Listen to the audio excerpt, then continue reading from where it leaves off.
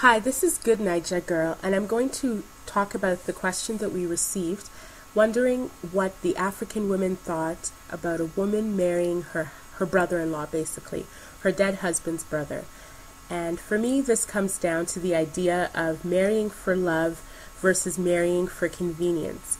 In the question, it really seems like the woman's motivation for marriage is the fact that it would be convenient to marry her brother-in-law, She wouldn't have to change her last name, and it would be safe for her. So to me, those are sort of the two reasons that would be driving her decision to marry her brother-in-law. There's no mention of love, and I guess that might be okay because perhaps her first husband was the love of her life, and she really can't see herself loving anyone in the same way, or she's not willing anyway at this time to consider loving someone the same way. So to me, that's fine. However, it'll be important for her to communicate that to anybody that she decides to get married to. Maybe they don't want an overly emotional attachment either. Maybe they're looking for a marriage of convenience. So I think as long as she communicates her goals for marriage to her potential husband, then that should be fine. Another important thing to me is the idea of making sure that enough time has passed since the death of her husband before she's contemplating entering into another relationship, another marriage. And I know it'll differ for everyone, but the reason why this particularly concerned me is because death has a way of bringing people together, and especially in this situation where she has lost her husband, he has lost his brother.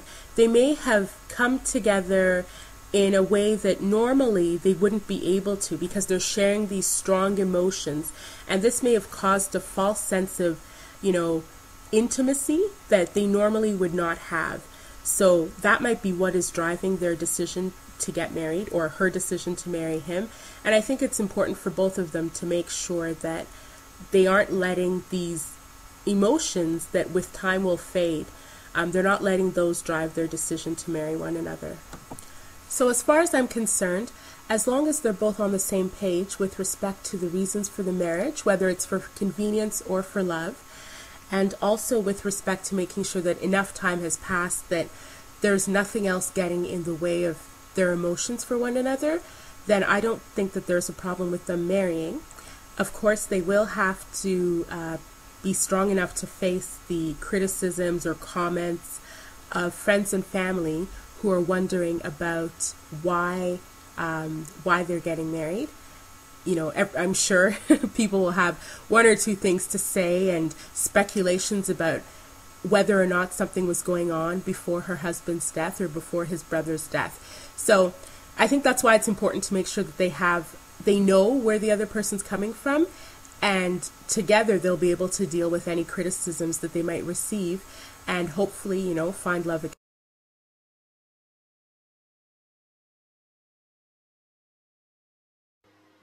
Hi, I'm the Wordsmith, and this is my opinion on the marriage question.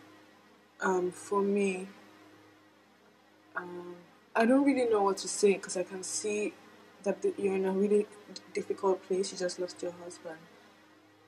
But the fact is, you don't have to marry someone to have their support.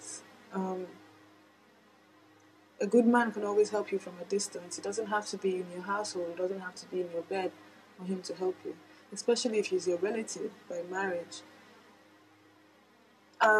Also, it may be problematic if you meet someone that you really love or are attracted to after you're married to this man. Then what happens? But and also, you don't have to change your name if you're not remarrying. There's no real reason that you have to remarry now after losing your husband.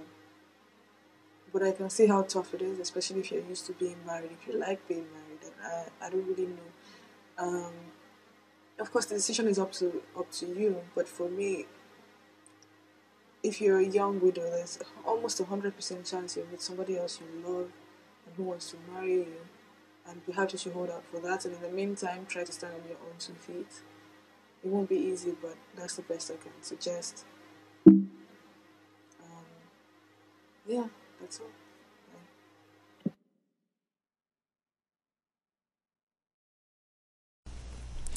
Hello everyone, this is Vera. I want to address an anonymous question.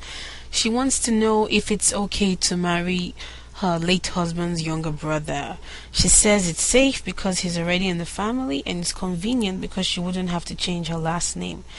Now, just because someone is already in the family does not mean it's a good idea to get married. And in terms of in terms of convenience, your name thing, that does not count.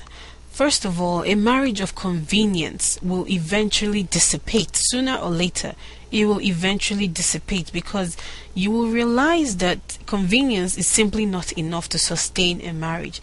Secondly, it's just a name. You can get married, you can change your name. You had a maiden name and then you got married and you changed it. In the same way, you can get married to someone else and change your name. Not that I'm saying you shouldn't get married to him, but if the name is the reason you're getting married, then you definitely should not do it. The other things you also have to think about: are you two actually compatible? Are you tolerant of each other? Do you know each other? Do you understand each other? Do you love each other? And whose idea was it to get married? Assuming it was his, then I'd like to know why he wants to marry you. Is it because he loves you? And when I say love, I mean, does he love you the way a man ought to love his wife? Like passionately? Does he love you passionately? Or does he love you because you're his brother's wife and he feels obligated to take care of you and his brother's children? Because if that's the case, then I do not think you should get married to him. If you do, you will ruin your life, his life, your children's, and the lives of the children that you probably would make from your union. So if that's the case, then you should not marry him. You also have to find out how your family feels. I mean, yours and his. Are they in support of the new union? Lastly, I want to know, how do you feel about him as a man? I mean, he was, until your husband's demise, he was your husband's younger brother. Do you think if you marry him that you'll be able to reverence him as a wife should reverence her husband? Or would you always see him as your husband's younger brother? You may feel, or you may think, that you see him as a regular man. You may think that you're going to see him as your husband, but unconsciously you might still see him as your husband's younger brother. And if that is the case, then that will put you in a precarious situation, which will obviously bring problems up. So these are things you should consider. If it sounds like I'm not feeling very, very optimistic about this union, that's because I am not. But ultimately the decision is yours. So I hope I've helped in a little bit, and that's my 2 cents. My 2 minutes are up. So I will talk to you people next time.